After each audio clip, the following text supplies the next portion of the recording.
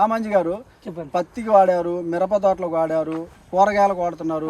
అన్నిటికీ మన మందులు అయితే బ్రహ్మాండంగా ఉన్నాయి, ఏం ఇబ్బంది ఏం లేదు. ప్రతి రైతు కూడా హ్యాపీగా వాడుకోవచ్చు.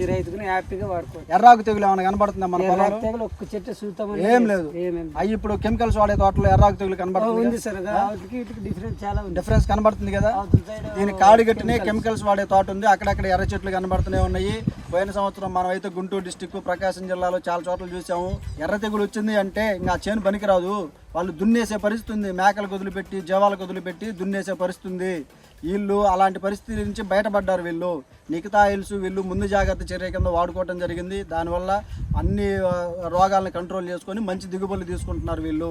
ప్రతి రైతు కూడా వీళ్ళందరినీ మంచిగా చూసి మీరు కూడా ఫాలో అయితే బాగుంటుందని నేను అందరికీ చెప్పడం జరుగుతుంది ఈరోజు.